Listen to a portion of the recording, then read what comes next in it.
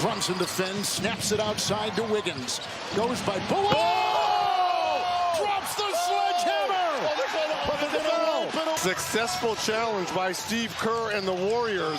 It's not an offensive foul on Andrew Wiggins, nor is it a defensive foul on Luka Doncic, but it is a good bucket and poster by Andrew Wiggins. Challenge successful. Yo, what up? Welcome to another episode of the Oakland Warriors podcast. I'm Patrick, and I'm joined by Aram in Toronto. What's up, Aram? How's it going? This was, I feel like I'm in an instant react video because this is the first time I've been on after a playoff game. I've joined the pod a few times, but regular season, this is different, man. This is different. Yeah. And all of these games have been hella late. And I've missed parts of the first two games. So this is the first one that I got to see because I had to work, and this is the first one I got to see in its entirety. And man, I wanted this one so bad. Yeah. I mean, I can sense the palpable energy emanating from the computer screen right now as I look at you. But the Warriors, Am I talking too fast? The Warriors, they beat the Mavs 109-100 in Dallas. They have a 3-0 lead, and that second half, man, like that second half, just that felt like old school Warriors basketball. You know what I mean? And I think you can even rewind it a little bit to the second quarter because they were playing they couldn't make any shots. That second unit just had nothing going for them. I think they were, I don't know what they were down, but I think they were down at least 9 at some point. Steph came in and kind of just like clawed them back he had that little kind of he and Wiggins had a little 9-0 run or 8-0 run, and it got them, right back into it, and to the point where they had a 1-point lead at halftime. And that was just like, and we were talking, we like, hey, this might be a Steph game. He came out with a lot of focus and fire, and man, you love to see that, right? I texted you. I was like, man, I really, really hope that this is one of those classic Steph Curry games, because this team really needs it. He needs it. And I mean, me personally, I need the fans. Needed. we needed something to make us feel like everything is okay in a way. And that second quarter that you're alluding to was exactly that. And, it felt like once they kind of had a lead, anywhere from like 6-10, it felt like Steph had kind of figured something out. I don't know. He just seemed to be like playing his game, and just, he had like a nice relaxed tempo, and, he's going at his own pace, like just baiting people to guard his three and getting to the bucket and all this stuff. I feel like really confident because he feels really confident, Yeah. It's hard to say it's a maturation, but they've been out of the playoffs for a few years, and the last time we saw them in the late dynasty or previous one was they had KD. So that might be the mid dynasty when it's yes. At this point, we might be in late dynasty right now, or second dynasty, but beginning of another one, but. Yeah, I mean, we haven't seen him control the game like this, and it's been really, really cool to see because, I think part of it is Dallas doesn't have rim protection, so if he can get out of that double team, he can kind of get into the lane without much, repercussions. So, but just to see that level of control, I feel the same way. I mean, they've been the second unit has been really good up until today, but today, most of the playoffs in the past, you'd be like, you're just waiting for Steph, and the same is kind of like, here we go. When he comes back in, we're gonna see some control, and it's different because in the past it was kind of like, your Curry flurries or whatever you want to call it. It's just kind of just like just an all out assault. But this is just like really measured, really controlled, and in that way, it's mature. Yeah. Like surgical is the word that I was thinking of. Like when the Mavs made a tiny bit of a run early fourth quarter, I was like, okay, just survive these minutes until Steph comes back in. Obviously, his usual fourth quarter minutes start during the regular season at 6, but in the playoffs, it's more like 8. So they brought him in, I think maybe like 8.5. And I was like, thank God, like all of a sudden I felt much better because the way he had been playing. I mean, we've seen still all-star level Steph this season, but of course he's had like his worst 3-point shooting since his like first or second year this year. But this was normal Steph. This is like veteran Steph. This is the Steph that, remember when the Warriors lost to the Spurs in the 2014 playoffs or 2013 playoffs, actually. The surgical nature that Tim Duncan would just dice up a team, the Warriors in that case. Yeah. That's what this felt like to me. And so I always look for those, and I always appreciate those moments because our whole like lives, our formative lives, it was always somebody else on the other team who would like surgically just like dice us up or be like, okay, you know what? Enough of this. Kobe Bryant says I'm going to take, I don't know, Mookie Blaylock to the hole. You know what I mean? So that was super reassuring. And did you have any worries at the end there when they were playing kind of like the four corners offense? They got a couple of buckets, but then all of a sudden it was like, okay, all right, like score, like they had slowed down their effort and their tempo so much that it was just like, our lead is not that big, it's not 20, 25, it's like 11. The one that like killed me was I think they went up by 11. I think it was maybe like 150 to go or something like that. And then Luka just walked down. They didn't guard him, and he hit a 3. And it's just like, guys, I was like, what are you doing? It was just like this kind of like, they have this thing, like they came out with a lot of focus, but they have their focus and attention wanes at times, and they get a little bit lackadaisical both on offense and on defense. And that was one of those cases where just like, come on, like, and it made it an 8-point game. There was a timeout. And then I think, and the Mavericks eventually cut it to 5, right before that Poole 3. Man, Poole, he made 2 shots, but he made 2 big threes. And Clay did not shoot well, but he had about 3 really clutch buckets in the third quarter, and but we're not here to talk about the guys that struggled. We've buried the lead a little bit. I mean, of course, Steph is always the guy who stirs the drink. But man, Maple Jordan, wow! And I don't know if I'm able to do this pod tonight because I have a holiday tomorrow. It's a national holiday up here in Canada, so Victoria Day. So in honor of a national holiday, Maple Jordan Day tonight. He was incredible. I was saying to you that dunk should like absolutely not be an offensive foul, just on principle. Like the degree of difficulty, how far he jumped out, just the athleticism. It was amazing. That was amazing. Yeah, and on replays, it was clear that like he didn't even chicken wing him. He didn't fend him off with his free hand, and he just jumped over him.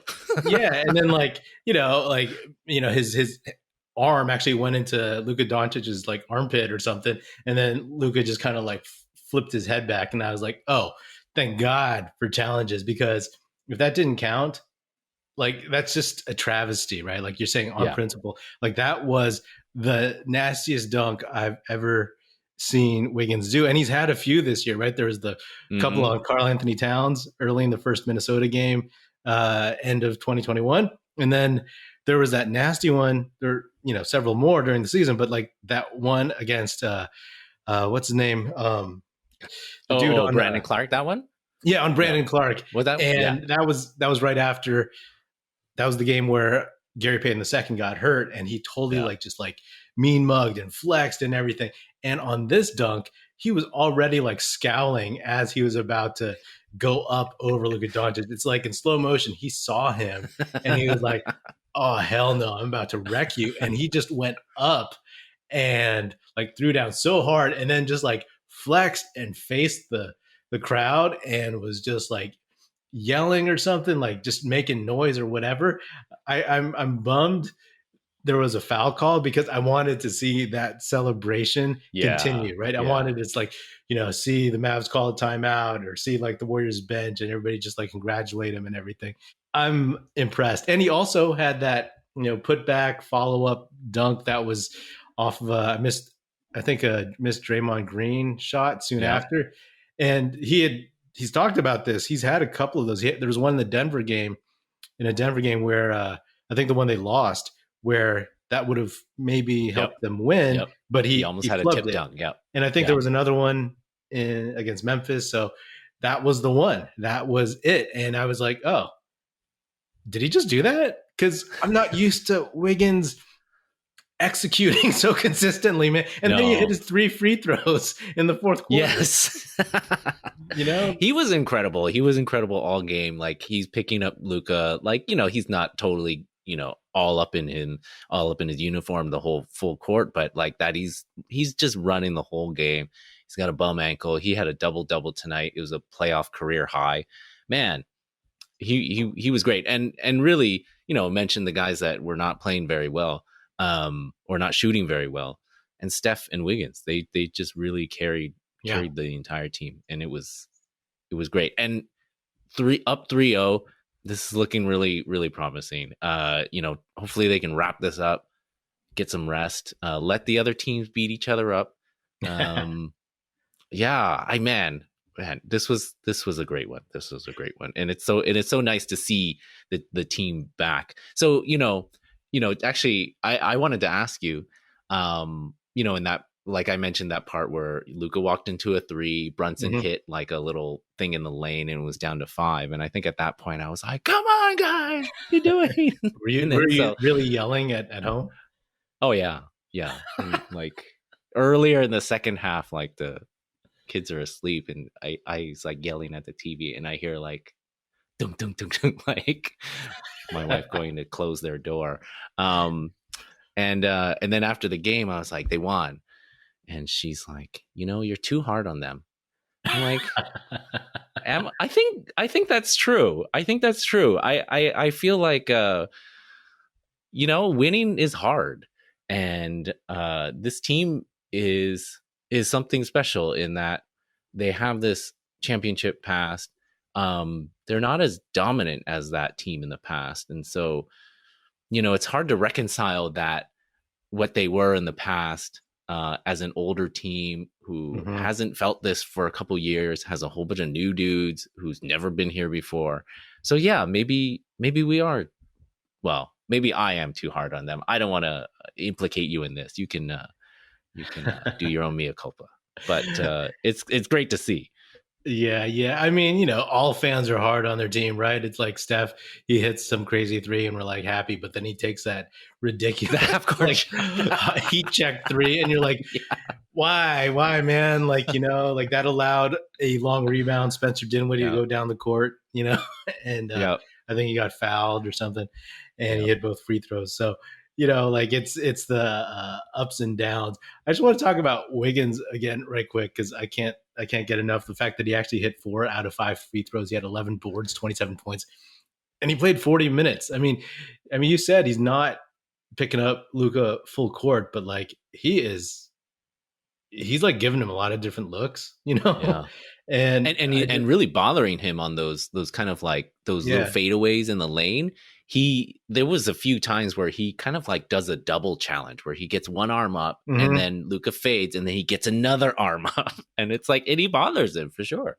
Yeah. And it's like, he's probably watched enough tape on it to know some of his moves. I think a lot of guys have. I mean, like literally like outside of Steph, like the 2 guys who are pulling their weight, like, Western Conference Finals MVP, Andrew Wiggins or Kevon Looney.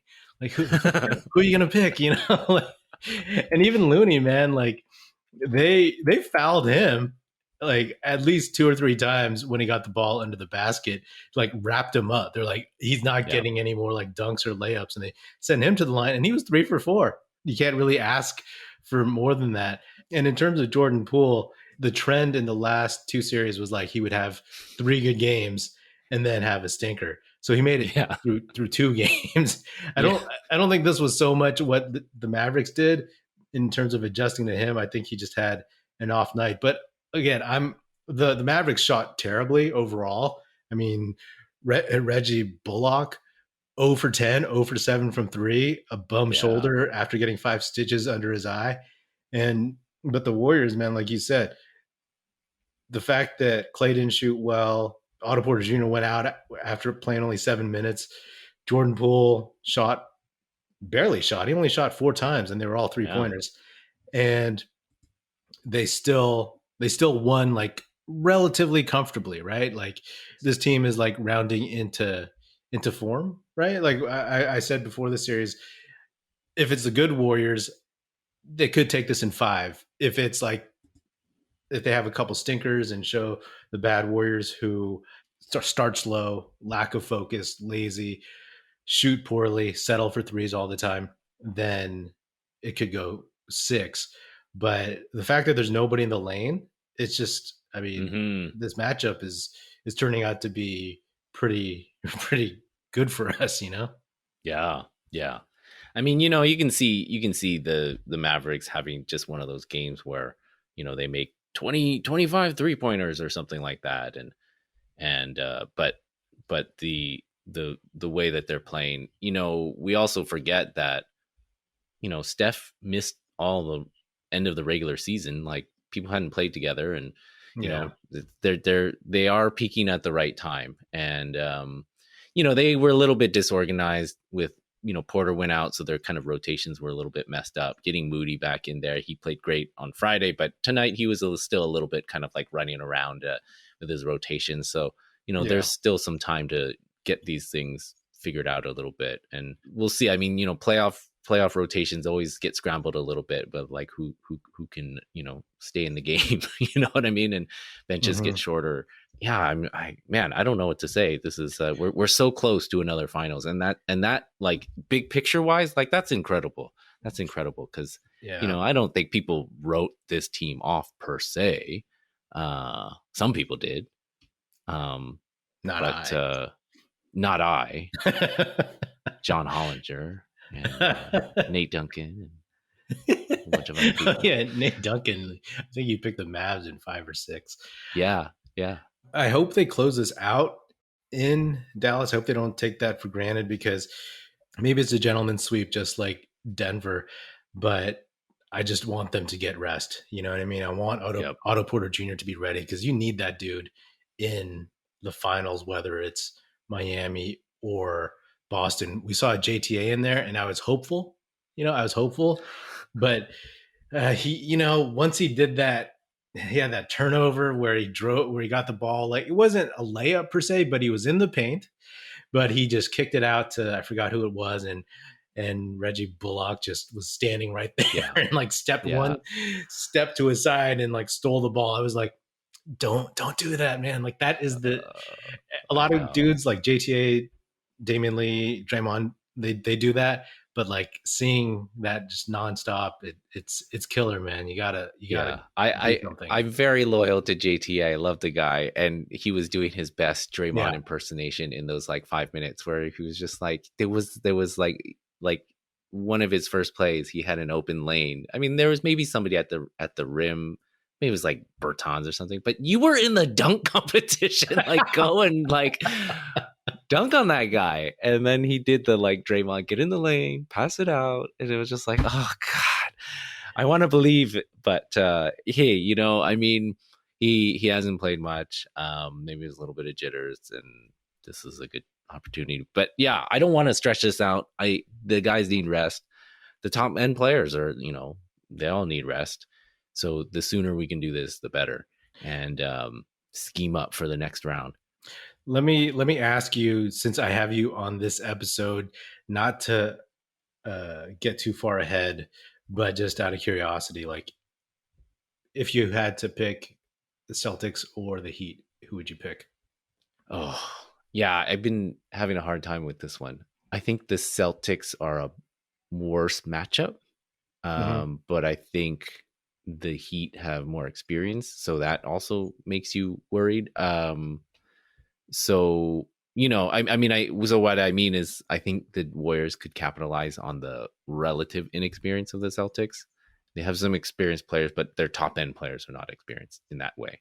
And if Lowry was hobbled or compromised, he looked okay last night, and I just don't like I don't like playing that guy. So, but I think I would choose the Heat. I would think I would choose the Heat. I think Marcus Smart caused a lot of problems, and he also hurt our guy. So I don't want to see that again. Yeah, I definitely want the Heat, not because I picked, that was my preseason pick, Heat Warriors, but also because I think in that series, Steph would be clearly the best player, and I like having the best player. I think in general, Steph is still better than Jason Tatum, but there can definitely be games where Tatum is the best player. So I would prefer the Heat. I mean, we get home court versus either team, and that's huge. But like you said, Marcus Smart, he worries me a little bit, just in terms of defense. Jaylen Brown, like the athleticism of that team bothers me. Yeah, I mean, I agree with you. The matchup with the Celtics, you could look at it as like the veterans on Miami, but also you could look at it as like, okay, it's kind of more of a known quantity. And where the Celtics, you're not sure, they might explode. They might all of a sudden turn into like the greatest team in the world and find their footing. But, is there any part of you that is worried about blowing a 3-0 lead? Of course, because I'm an old school Warriors fan, and there's always a chance. Generally, I would say no, because I just don't think this Mavericks team is talented enough. Yeah. Dinwiddie and Brunson were quite good tonight. Dinwiddie really kept them in the game. And Brunson, man, he's like you can't stop that guy once he's in the lane. I mean, at least we can't, like he's like a 90s center, but he's 6 feet tall. Right? Yeah. And he's 6 feet tall or whatever, but he's so stout, and he has moves like so you said, many moves, post up moves, or like just pivots, and like he does this thing where he just like goes like 360 degrees on his pivot foot and then gets under your arm and then goes in for a layup. So he's a dangerous guy. Yeah, I don't see it happening.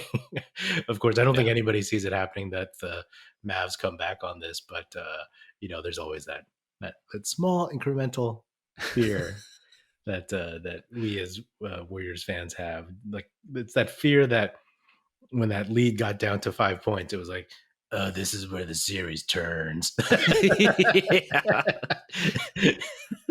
This is the Draymond that pivotal moment from 2016, or this is like Steph throwing his mouthpiece, Yeah.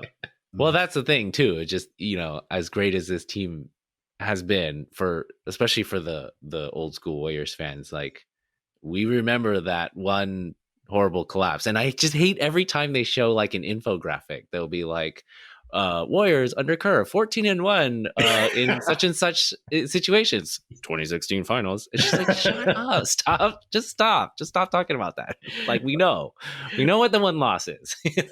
Or like every time there's a promo for the finals or the playoffs, and they show like the greatest plays, and then they show LeBron blocking Andre, or they show LeBron holding the trophy, and I'm just like,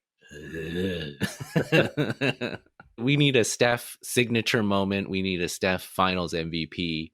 And then that's it. Like no more of this nonsense. After giving up the gentleman's sweep in Denver, to Denver, and having that 55-point deficit and 39-point blowout at the hands of the Memphis Grizzlies, it would be impressive to me if they shut it down, if they close this in 4, right?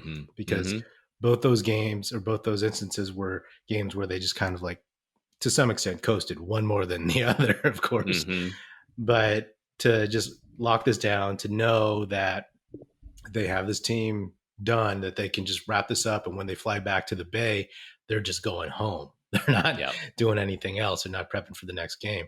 And especially with the 1 day off, right? Like all of a sudden it's like, oh, great, sweep. We only had to play, 4 games on that schedule. And then they would get like a chunk of time and heal up, especially since both the Heat and the Celtics, they have some bumps and bruises. Let's see that series go 7. But I mean, I've been wrong in the previous series where I'm like, yeah, they know, they smell it, they smell blood in the water. It's time. They're going to be so focused. And there's been a couple of missteps, but I'm going to say it again. I think I think they feel it. They smell blood in the water. They're ready to go. They're ready to sweep this. So they're ready to close this out, and they're going to do it. Well, today's game showed me a little bit of that, like they came in, and then, like I said earlier, like the confidence that I have in the way Steph is playing right now, he's playing with a certain flair that we haven't seen from him too much. Definitely didn't see it much versus the Grizzlies when, they were just clogging up the lane and beating everyone up. So, I mean, again, I've said this before, like as good as Luka is, as great as he is, everybody else is such a level below that you can just, like, oh, they're being more physical. Yeah, but the Mavericks being more physical is not the same as the Grizzlies just playing their normal game. They don't have these high flyers, these athletic, strong dudes who are just beating you up on the inside. And it's funny, right? Did we do a post-trade deadline episode? Did I do that with you? Did. Yeah. And I remember saying something about the Porzingis, Bertans, Dinwiddie trade. It was kind of like a whatever, but I was like, I think I was like, hey, that's a decent trade because you get rid of Porzingis for all the obvious reasons, but then you get Dinwiddie, who replaces Tim Hardaway Jr. as that other scoring guard, and you get Bertans, who can shoot. And then I listened to a couple other random podcasts, and they were just like making fun of this trade, saying Bertans and Dinwiddie, they suck, and there is a part of me that feels a sense of pride that I was like, oh, okay, yeah, that was a good trade for that. Well, I think on that episode I was the person who was like, what is Dallas doing? So well, cool, man. Thanks for coming on late, and happy National Canada Day. What is it? Yeah, Victoria Day. Yeah, Victoria Day. My kid who's like, who's Victoria? Like a queen at some point. You think like Andrew Wiggins had Victoria Day like in his mind? He's like, yeah, I'm doing this for Victoria Day. Obviously. Oh, Canada. Yeah. Oh, yeah. Make it Jordan. All right, man. Thanks for coming on. This has been another episode of the Oakland Warriors podcast. Be sure to subscribe wherever you get your podcast. Feel free to hit me up on Twitter at Patrick Epino, EPINO, or at Oakland Warriors. You can find Aram on Twitter at Aram Collier, ARAMCOLLIER. Check out our YouTube channel, youtube.com/Oakland Warriors. Check us out at oaklandwarriors.com, and be sure to tell your fellow Warrior fan friends to tune in and listen. The Oakland Warriors podcast is produced by National Film Society and is a part of the Basketball Podcast Network. And if you're so inclined, please do leave us a 5-star rating on Apple Podcasts and or Spotify, and leave us a nice review on Apple Podcasts. And that would be hugely helpful. That's it. Music in this episode provided by Paper Sun. Special thanks to Paul Amardo for production support. See you next time, and go Dubs.